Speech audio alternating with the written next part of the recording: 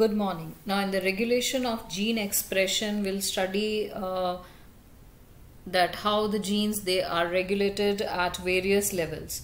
Now, gene expression is a result of the formation of a polypeptide chain. The polypeptide chain बन जाता है तो genes they are able to express themselves and they are regulated at various levels.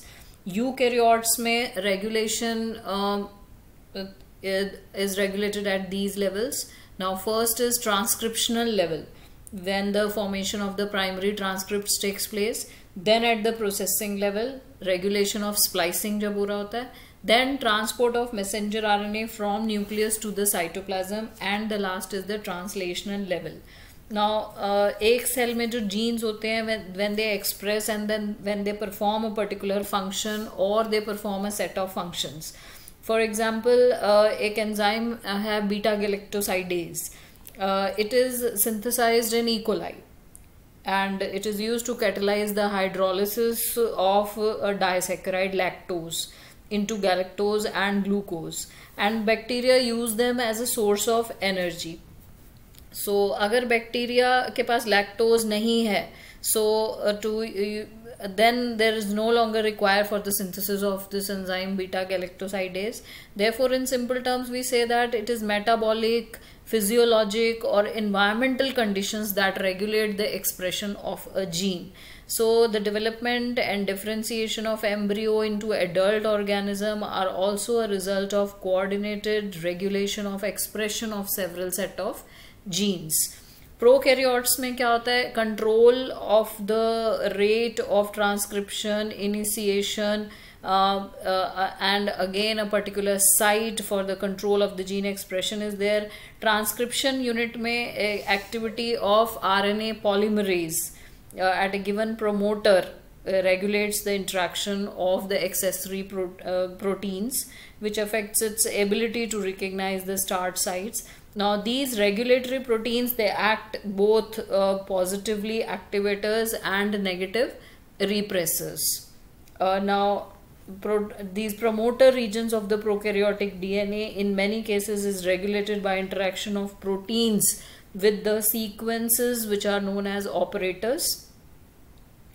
Now operator region is adjacent to the promoter element in most of the operons, and in most cases the sequence of the operator binds to the repressor proteins. For example, LAC operator, it is present only in the LAC operon and it interacts specifically with the LAC repressor only. Now in the LAC operon is the result of the close association between the geneticist Francis Jacob and a biochemist Jack Monod. Now they were the first to explain this transcriptionally regulated system. In LAC operon, here LAC refers to lactose. A polycistronic structural gene is regulated by a common promoter. Polycistronic structural gene, okay, that is regulated by a common promoter and regulator gene. Now such arrangement is very common in bacteria and it is referred to as operon. This is a LAC operon based on the lactose, and they can be TRP operon, ARA operon, his operon, val operon. So depending on the type of particular substrate that is being, the LAC operon consists of one regulatory gene. So LAC operon we'll talk about here. It consists of one regulatory gene. The I gene here, the term I does not refer to inducer, rather it is derived from the word inhibitor, and three structural genes Z, Y and A. Z, Y and A, these are the structural genes. The I gene codes for the repressor. This I gene codes for the repressor of the LAC operon. The Z gene, it codes for beta galactosidase. It codes for beta galactosidase, that is B-gal, we represent it as in short form, which is primarily responsible for the hydrolysis of the disaccharide lactose into its monomeric units, that is galactose and glucose.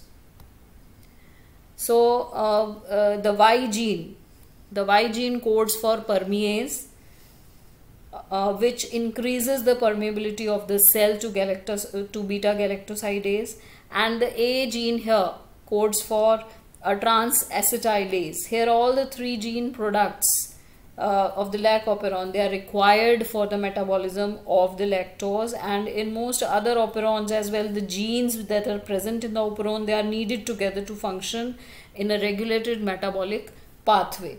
Now lactose is the substrate for the enzyme beta galactosidase, and it regulates the switching on and off of the operon, hence it is termed as inducer. Now in the absence of a preferred carbon source such as glucose, if lactose is provided in the growth medium in the bacteria, the lactose is transported into the cell. The lactose is transported into the cell through the action of permease. A very low level of expression of lac operon has to be present in the cell all the time, otherwise lactose cannot enter the cell. So lactose then induces the operon in the following manner. Now how does it happen? The repressor of the operon is synthesized all the time from the I gene. The repressor protein binds to the operator region of the operon and prevents RNA polymerase from transcribing the operon. This is the transcription process happens. So repressor binds to the operator and prevents RNA polymerase from transcription. In the presence of an inducer, if the inducer is present, then what happens, such as lactose or allolactose, the repressor is inactivated. So the repressor gets inactivated by interaction with the inducer, and this allows the RNA polymerase to access to the promoter and transcription proceeds. Now regulation of lac operon can also be seen in the regulation of enzyme synthesis by its substrate. Now glucose or galactose cannot act as inducers for lac operon.